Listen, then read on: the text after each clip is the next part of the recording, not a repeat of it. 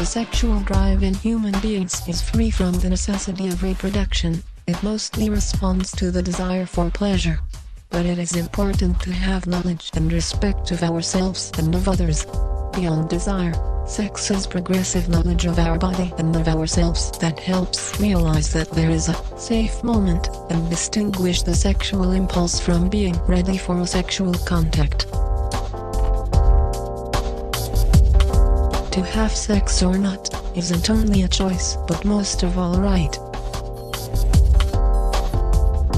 Desire and sex can't be set aside from health, but health is knowledge and safety, therefore prevention from sexually transmitted diseases, including HIV and unwanted pregnancies. We will present information for a pleasurable, responsible and safe sex, because no one is wise all the time.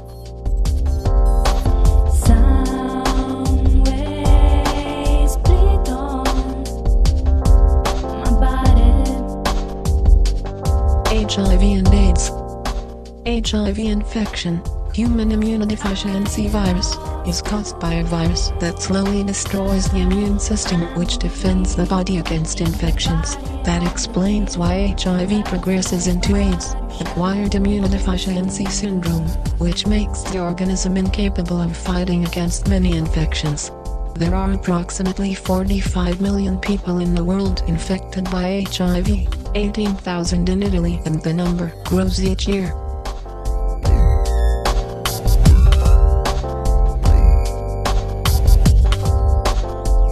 Ways of transmission: during unprotected anal or vaginal sexual contact with someone infected by HIV, using HIV-infected needles to inject drugs or make tattoos. If a child is conceived by a mother infected from HIV, during the delivery or during breastfeeding. HIV isn't transmitted with kisses, even if there is a minimum virus content in the saliva. Caution is recommended in the case of lesions. It isn't transmitted by casual contact like coughing, sneezing, shared use of the toilet, insect bites, common swimming pool water, or from the shared use of the same plate, cup or fork.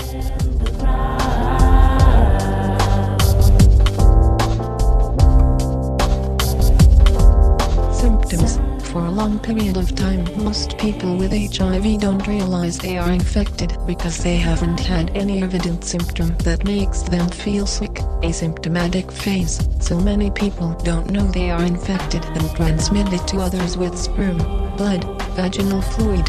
Recovery: healing. The antibodies that are formed aren't protective. No cure or vaccine against HIV and AIDS leads to recovery. What to do if in doubt? In most cases during the first stages of the infection there aren't evident symptoms, so in the case of an unprotected sexual contact or if in doubt about the sexual habits of the partner, ask advice of your personal doctor or visit a specialized center. An HIV test will be prescribed. The results are highly confidential and will be communicated only to the patient and to specialized personnel in charge.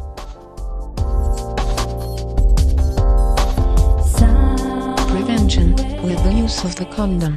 Vaginal or anal sexual contact without the use of a condom is most dangerous, especially if the woman has a vaginal infection.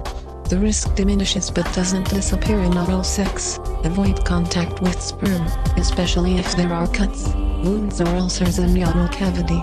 During oral sex, use the condom.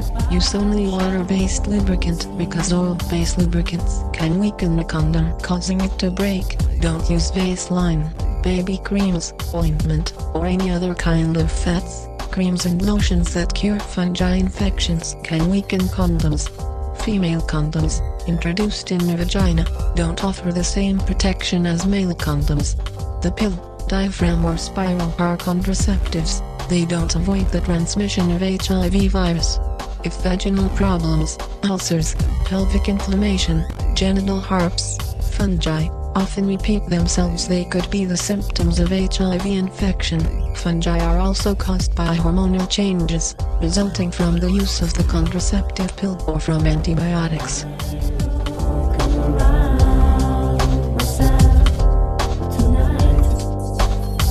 To have sex is a choice, and to be able to choose it is important to know what is good for ourselves and for others, what to be careful about, what we want and what we don't want. To avoid contact with sexually transmitted diseases, HIV infection or an unwanted pregnancy, the only full-range protection is the condom. The decision to have sex and the type of protection to adopt is a reciprocal right and a question of good sense.